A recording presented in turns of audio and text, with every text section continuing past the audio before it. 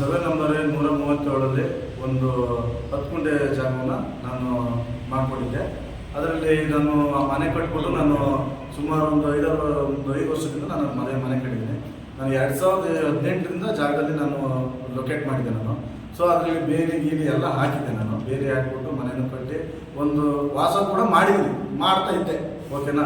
ಈಗ ನಾನು ಇಲ್ದಿರೋ ವಾಸ್ತವದಲ್ಲಿ ಬಂದ್ಬಿಟ್ಟು ಏಕಾಏಕಿ ತೆರವುಗೊಳಿಸಿದ್ದಾರೆ. ಅದಕ್ಕೆ ಯಾವುದೇ ರೀತಿ ನಮ್ಗೆ ನೋಟಿಸ್ ಕೊಟ್ಟಿಲ್ಲ, ಯಾವುದೇ ರೀತಿ ಒಂದು ತೆರವು ಮಂತ್ರ ಮನೆ ಅಂತ ನಮಗೆ ಯಾವ ಒಂದು ಫೋನು ಕೂಡ ನಮಗೆ ಮಾಡಿಲ್ಲ. ಓಕೆನಾ. ಅದರಿಂದ ಅಧಿಕಾರಿಗಳು ಅವ್ರನ್ನ ಊರವರ ಸಪೋರ್ಟ್ ಪಡ್ಕೊಂಡು ಅದನ್ನೆಲ್ಲ ನಮ್ಮನ್ನ ಏಕಾಏಕಿ ತೆರವುಗೊಳಿಸಿದ್ದಾರೆ. ಅದು ಬೇಕಾದ್ರೆ ನಾನು ವಿಡಿಯೋನ ನಿಮಗೆ ತೋರಿಸ್ತೇನೆ. ಓಕೆನಾ. ಅಲ್ಲಿ ಸರ್, ಅಲ್ಲಿ ನಾವೊಬ್ಬರೇ ಒತ್ತುವರಿ ಮಾಡಿಕೊಂಡು ನಾನು ಹೋಗಿದ್ರೆ ನಾನು ಏನೂ ಹೇಳ್ತಿರ್ಲಿಲ್ಲ ಸರ್. ಅವ್ರು ಬಂದು ಬಿಡ್ಸೋಕ್ಕೇನಿಲ್ಲ. ಅಲ್ಲಿ ಸರ್ ಬಂದ್ಬಿಟ್ಟು ಸುಮಾರು ಒಬ್ಬೊಬ್ಬರದ್ದು 2-3 ಎಕರೆ ರೆವಿನ್ಯೂ ಜಾಗನ ಒತ್ತುವರಿ ಮಾಡ್ಕೊಂಡಿದ್ದಾರೆ. ಸುಮಾರು 11.5 ಎಕರೆನ ನಾನು ಅದನ್ನು ಕಳಿಸ್ತೀನಿ. ನಾನು 11 ಅದು ರಿಪೋರ್ಟನ್ನು ನಾನು ತೋರಿಸ್ತೀನಿ. 11.5 ಎಕರೆನ ಇದೇ ಸಮುದಾಯವರು ಅದನ್ನು ಒತ್ತುವರಿ ಮಾಡ್ಕೊಳ್ತಾ ಇದ್ದಾರೆ. ಅದು ಒತ್ತುವರಿ ಮಾಡ್ಕೊಳ್ಳೋ ಡೀಟೇಲ್ಸು ಕೂಡ ಇದೆ. ಇವರಿಗೆ ಸಮುದಾಯದವರಿಗೆ ಅಥವಾ ತಾಳೂಕು ಜನರಿಗೆ ಬೇಕಾದಂಥದ್ದು ಅನ್ನೋ ಪಾಪ ಅನುಕೂಲ ಇದ್ದವರಿಗೆ ಇವರು ಅದನ್ನು ಮಾಡ್ಬೇಕು, ಈಗ ಸಭಾಭವನ ಮಾಡಬೇಕು, ಅದು ನಮಗೆ ಬೇಕು, ಗ್ರಾಮಸ್ಥರಿಗೆ ಮನೆ ಮಾಡಿಸ್ಕೊಡ್ತು ಅಂತ ಹೇಳ್ತಾರಲ್ಲ, ಇವರು ಒತ್ತುವರಿ ಮಾಡ್ಕೊಡಿ ಬಿಟ್ಕೊಡಿ. ಇವ್ರು ಎಷ್ಟು ಜನ ಮಾಡಿದಾರಲ್ಲ, ಇವರು ಒತ್ತುವರಿ ಮಾಡ್ಕೊಡಿ ಬಿಟ್ಕೊಡಿ. ಇವರು 137ರಲ್ಲಿ ಸುಮಾರು ಒಂದು 5-6 ವರ್ಷದಿಂದ ವಾಸ ಇರ್ತೀನಿ. ಯಾವುದೋ ಒಂದು ದುರುದ್ದೇಶದಿಂದ ಇವರು ನಮ್ಮ ಮನೆಯನ್ನು ತೆರವುಗೊಳಿಸಿದ್ದಾರೆ. ನಾನು ಯಾವುದೇ ರೋಡ್ ಶೀಟರ್ ಆಗಲಿ ಯಾವುದೇ ಕೇಸ್ ಆಗಲಿ ನನ್ನ ಮೇಲೆ ಇಲ್ಲ, ಆಯಿತಾ.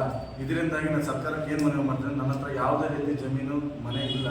ದಯವಿಟ್ಟು ಹೇಳ್ತೀನಿ, ನನಗೊಬ್ಬ ಬಡವಾಗಿ ನಾನು ನಿಮ್ಮ ಹತ್ರ ಪ್ರಾರ್ಥನೆ ಮಾಡೋದೇನೆಂದರೆ ನನಗೊಂದು ಮನೆ ಕಟ್ಟೋಕ್ಕಂಥದ್ದು ಒಂದು ಜಾಗ ಕೊಡಿಸಿ.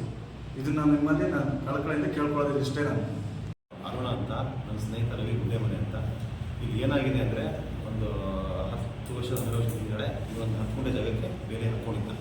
ಅಲ್ಲೆಲ್ಲ ಸಾಗುವಳಿ ಮಾಡ್ಕೊಂಡು ಬಂದು ಎಲ್ಲ ಮಾಡಿ ಎಲ್ಲ ರೆಡಿ ಮಾಡಿಟ್ಟಿದ್ದ.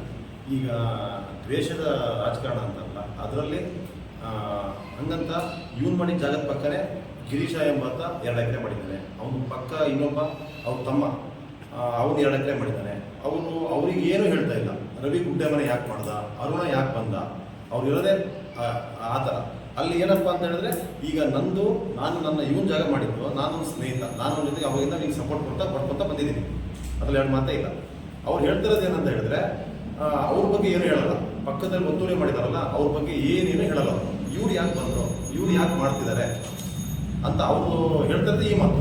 ಅರುಣ ಮತ್ತೊಂದು ಪಂಚಾಯತಿಗೆ ಸೇರ್ತಾನೆ, ಅವ್ನು ಯಾಕೆ ಇಲ್ಲಿ ಬಂದು ಬರಬೇಕು, ರವಿ ಗುಡ್ಡೆ ಮನೆ ಇರೋದು ಇಲ್ಲಿ ಯಾಕೆ ಬರಬೇಕು. ಹಂಗಂದ್ರೆ ಇವರು ಎಲ್ಲ ಕಡೆ ಜಾಗ ಮಾಡಿದ್ದಾರೆ, ಹಂಗೆ ನಾವು ಅದನ್ನು ಹೇಳೋಕ್ಕಾಗತ್ತಾ? ಹಂಗಂದ್ರೆ ನಾವೆಲ್ಲ ತೆಗೆದಿರ್ತೀವಿ.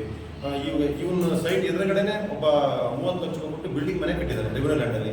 ಅದು ನಾವೇನು ಇವತ್ತಿಗೂ ಹೇಳಿದ್ದೀವ?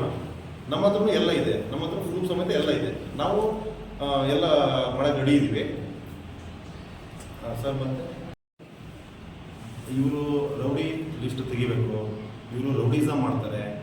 ಆಮೇಲೆ ತಾಳಗುಪ್ಪದಲ್ಲಿ ರಾತ್ರಿ ಬಂದ್ಬಿಟ್ಟು ಹುಡುಗರು ಸೇರಿಸ್ಕೊಂಡು ಏನೇನೋ ಕೆಲಸಗಳು ಮಾಡ್ತಾರೆ ಅಂತ ಅವ್ರ ಮೇಲೆ ಆಪಾದನೆ ಮಾಡಿದ್ದಾರೆ. ನಾನು ಒಂದೇ ಮಾತು ಹೇಳ್ತೀನಿ, ನಾನೊಬ್ಬ ಬಿಸ್ನೆಸ್ ಮ್ಯಾನ್ ಸರ್, ಕಾಂಗ್ರೆಸ್ ಪಕ್ಷಕ್ಕೆ ಗುರ್ಸ್ಕೊಂಡಿದ್ದೀನಿ. ನನ್ನ ಮೇಲೆ ರೌಡಿ ಲಿಸ್ಟ್ ಆಗಿರ್ಬೋದು, ಕೇಸ್ಗಳಾಗಿರ್ಬೋದು, ಯಾವುದಾದ್ರು ಕ್ರಿಮಿನಲ್ ಕೇಸ್ಗಳಾಗಿರ್ಬೋದು ಇದ್ರೆ ಅವ್ರಿಗೆ ಪ್ರೂಫ್ ತರಕ್ಕೆ. ಅದ್ರಲ್ಲಿ 2 ಮಾತೇ ಇಲ್ಲ ಅಷ್ಟೇ ಸರ್. ಈಗ ಇಷ್ಟು ಮಾತು